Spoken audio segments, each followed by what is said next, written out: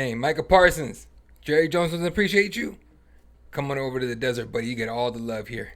Welcome back to Cardinals Daily. I'm Eddie Law. Hit that sub, hit that bell. Let's get right into it. Money, go get him. Am I the only one watching this Cowboys, Jerry Jones, Micah Parsons soap opera thinking maybe the Cardinals have a shot here? Maybe, right? But I'm here to tell you why the Cardinals need to make a move and go get Parsons from the clutches of Jerry Jones. The Cardinals defense, they put up 41 sacks in 2024, which is about average for a decent defense, right, in the league. Parsons has had at least 12 sacks every since he entered the league. 12, at least, since 2021, on his own, all right? In 2024, the best guy we had, I think the guy with the most sacks we had, I think it was Dante Stills with 4.5. 4.5, 4.5 sacks.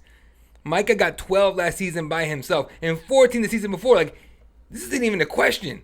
Now, what obstacles do we face in getting Parsons? Well, for starters, he's holding out for a bigger contract. Last year I heard he wanted $3 million more than he's set to earn this season, currently at $24 million. So he wants about $27 million at least, right? He's already filed a grievance with the NFL, which is a risky move because if he loses and the Cowboys win, could potentially get $3 million less than what he's set to make, right? So I put him at like 21 or in change, right, for the season. So he's taking a risk here. So okay, the point there in terms of grievances, will the NFL rule in the Cowboys' favor, right?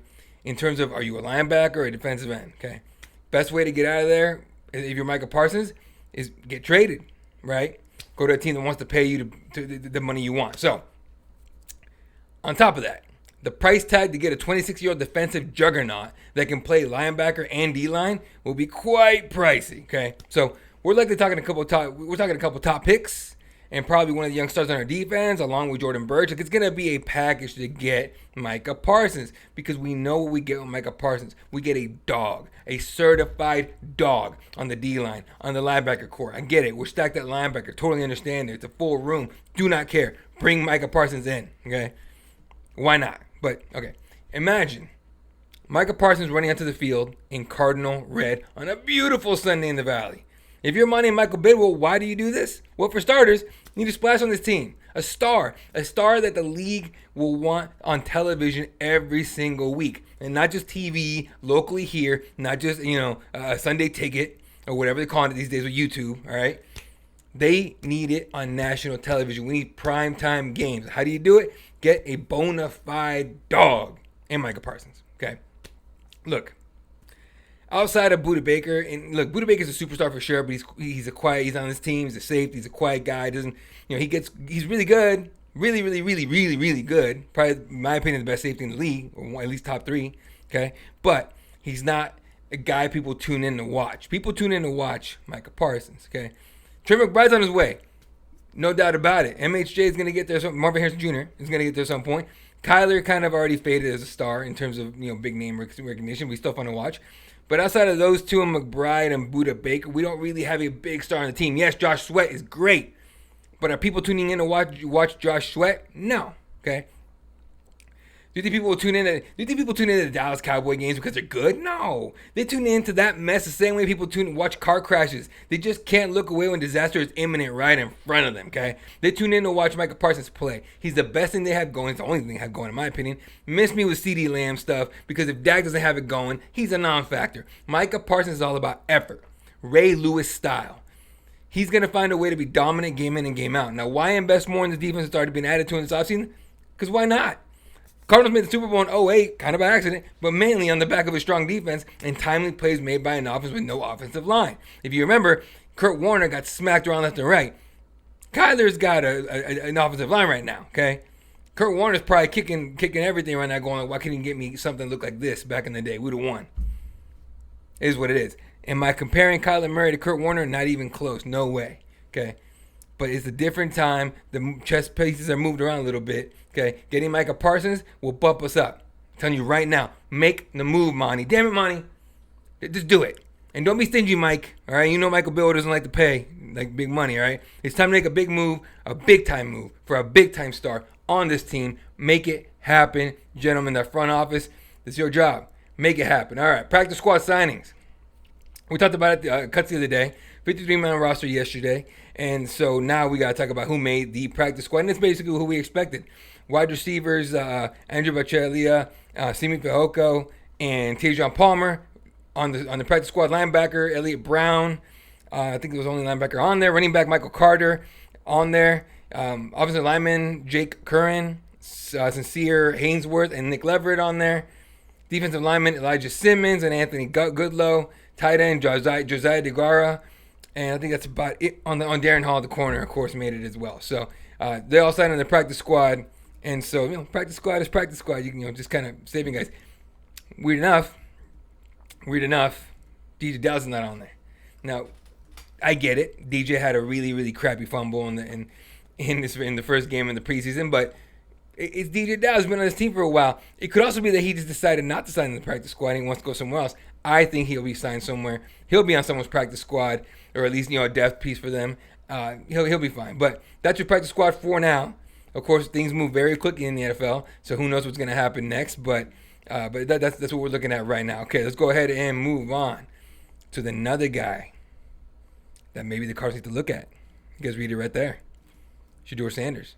Man, the story of Shedeur Sanders. Incredible how hard the league seems to be burying this young man, and fans are eating it up. Okay, let's look at it this way. Shedeur Sanders coming out of Colorado. Did he have an amazing college career? No. Okay, started off at Jackson State, transferred over to Colorado, and did all right. Okay, did all right. What is the beef about Shedeur Sanders? His dad, Deion Sanders. Okay, anytime you talk about Shedeur, he's entitled. He's got this attitude. He's got this ego. It's because of Deion. It's because of Deion. They're even going after Shiloh Sanders, who just got cut by the Buccaneers, and people are giving him crap. It makes no sense to me. He's a young man trying to make it in this league. Okay, you point out any other young player, okay? And I get it. Some of these guys are just quiet. Like, I'm just here to do my job, here to learn, just trying to play, blah, blah, blah, all this other stuff. No. Okay? Get those guys in a private room, and every single one of them is like, I'm the man. Okay? I guarantee you that whoever backed up Peyton Manning, Tom Brady, Michael Vick, Brett Favre, way back in the day, all those guys that backed them up, yeah, on in front of the cameras and in front of the team, backing them up. I'm learning behind the best, blah, blah, blah, blah, and stuff. I guarantee they were like, nah, dude, I got to play this guy. Because if you don't have that kind of confidence, why the hell are you trying to go in the NFL? Okay? The hate on Shedeur Sanders makes no sense to me. Not to me, right? Because everyone, for some reason, wants this vanilla garbage. They want the Jackson Dart, just playing my thing, just doing my thing, playing my role, whatever. Jackson Dart doesn't say nothing about nothing. Okay? Shedeur Sanders, they asked him, do you think you should make the team? He goes, yeah. Because who wouldn't say that? You guys are tripping. Okay? It's the same, in my opinion. This whole thing comes from it's NFL created. Whatever beef they had with Deion Sanders or back in the day, they're just taking out on his sons. And that's, that's the old saying that the sons are, the sons pay for the sins of the father, right? That's what it looks like to me. Because look at it this way. Let's just, let's look at Taylor Swift and Travis Kelce, right? Forget the fact that they just, they somehow, for some reason, ESPN reported that they got engaged, which, all right, whatever, whatever gets you views, bro. But the beef with Taylor Swift is that they show her on the screen every single time the ball's even thrown anywhere near Travis Kelce, right? Okay. Well, why are you guys hating on Taylor Swift? Or even Kansas City? The broadcaster's the one putting the camera pointed right at her every single time. You guys get mad at the wrong people.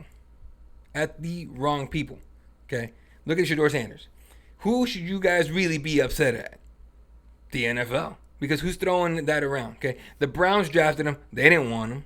5th round. Makes no sense. The Giants traded up to get Jackson Dart. He's not even starting. Okay.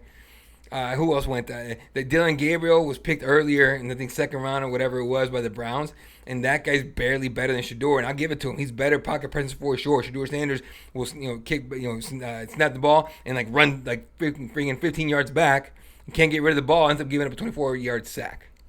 Okay. Of course, they're young guys. They have time. They have things they need to improve on. They have time to improve as well. Okay. But this feels so personal with Shedeur Sanders. It feels personal everywhere. Okay. So, why do I bring this up? If you're Shedeur Sanders, okay, and you want to go somewhere where, one, you have a chance to play at some point sooner than later, because let's be honest, people are calling for Kyler's job already. Okay. They've been doing it for a couple years now. But you come here, you can learn behind Kyler Murray. Whether it's from his successes or his failures, it doesn't matter. Okay. The media pressure is not big here. It isn't. If you watch the media in Cleveland, they're the saltiest people I've ever seen speak, and I get it. They love their team, and they're sick of losing. We're getting real close to that, hopefully, of having a fan base and a media base that actually gets upset about stuff for once. Okay, so why not send them a fifth round pick? The Browns clearly don't want Shador. Clearly, they just signed somebody that was Bailey Zapp, or whoever it was, the guy that pretended to be a decent quarterback over with New England for 5 minutes. They just signed that dude to go in the quarterback room with Joe Flacco, Shador Sanders, and Gabriel. Okay, they don't want Shador. Send him a fifth round pick. Go get Shador. Bring him into the Valley. Let him sit behind Kyler. Let the kid improve. Let the kid grow in a place where there's not going to be that much pressure for him to do anything. And he's going to have that less media scrutiny. Okay? And then you guys, and everyone, all y'all that hate this man for no reason, can just relax. Just chill out. Okay? Right now, the media pressure on the Browns is making them look really, really dumb. Because why sign Zapp if you're going to start Joe Flacco? And you drafted Gabriel. And you drafted Shador Sanders. Why draft Shador Sanders in the first place? Their owner came out saying, I didn't want him. The GM got him. So I'll make a stronger case for Shador Sanders here in a few weeks, because I'm telling you right now, Shador will see the field sooner than later, and Gabriel might see the field as well. But I see a lot of holes in Gabriel's game that's going to get him in trouble. So keep that in mind. But again, this hate for Shador, come on now, get over it. It's a young man. Let the kid make his own legacy. Don't put the sins of the father on him. And in terms of Shiloh Sanders, dude, you guys clearly don't know Shiloh Sanders very much. All right, because he's one of the most humble kids I've ever seen. If you watch all the well-off media stuff with with Deion Sanders Jr., the way he does that stuff with Colorado, if you watch the stuff with Shiloh Sanders on it, seems like a decent kid. He showed up to Tampa Bay early. He put in work on fields outside. He called high schools to let him in. What more do you want from a kid? The kid busts his ass.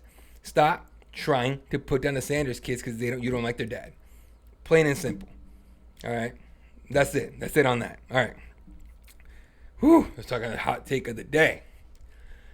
Not much of a hot take, but let's talk about the goal for the season. Playoffs, right? We're trying to make the playoffs. We want to make a run, do something, right? We're not seen as a team that's the Super Bowl bound or Super Bowl worthy or whatever you want to call it. Hell, the odds are against us like crazy. We're plus 5,500 last I saw online.